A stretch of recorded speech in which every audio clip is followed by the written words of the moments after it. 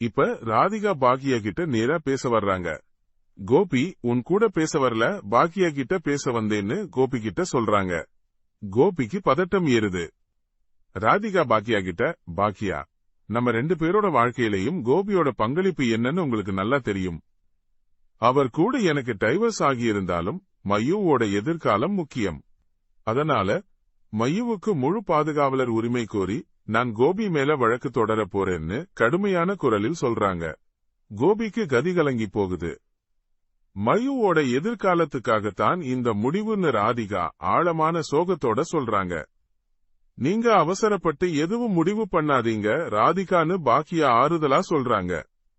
கோபி தனியா அவரோட ரூமுக்குள்ள போய், ராதிகா ஏன் இந்த முடிவெடுத்தா, மயுவோட எதிர்காலம் என்ன ஆகும்னு யோசிக்கிறார்.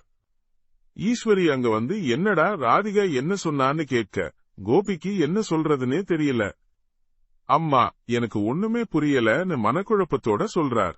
பாக்கியா கிட்ட ராதிகா, கோபிக்கு ஒரு வேலைனா எல்லாத்தையும் மறந்துட்டு அதுல மூழ்கிடுவார். இனியா மேல நடந்த பிரச்சனைகளால நம்ம பிசினஸ் கூட ரொம்ப பாதிக்கப்பட்டிருக்கு. அதனால மயுவோட பாதுகாப்பு தான் எனக்கு முக்கியம்னு உணர்வுபூர்வமா சொல்றாங்க. இன்னொரு பக்கம் கோபிக்கு ஒரு பெரிய அடி. அவரோட பிசினஸ் பார்ட்னர் சுரேஷ், இனியா பிரச்சனைகளால நம்ம கம்பெனியோட இன்வெஸ்டர்ஸ் வெளியே போறாங்கன்னு சொல்றார். ராஜேந்திரன் இந்த ப்ராஜெக்டை விட்டு வெளியே போறதா சொல்ல கோபிக்கு தலை சுத்துது. உன்மேல நம்பிக்கை இல்லைன்னு சொல்லிட்டார் கோபின்னு சுரேஷ் சொல்றார். அதே சமயம் ஆகாஷ் வீட்டுல செல்விக்கு ஒரு போன் வருது. உன் பழைய கால கதையெல்லாம் எனக்கு தெரியும்னு அந்த மர்ம ஆள் மிரட்ட செல்விக்கு நடுங்கி போகுது. போன அவங்க கையில இருந்து நழுவி கீழே போடுறாங்க. ஆகாஷ் கேட்டா ராங் நம்பர்னு சமாளிச்சாலும் அவங்க முகத்துல பயம் அப்படியே நிக்குது.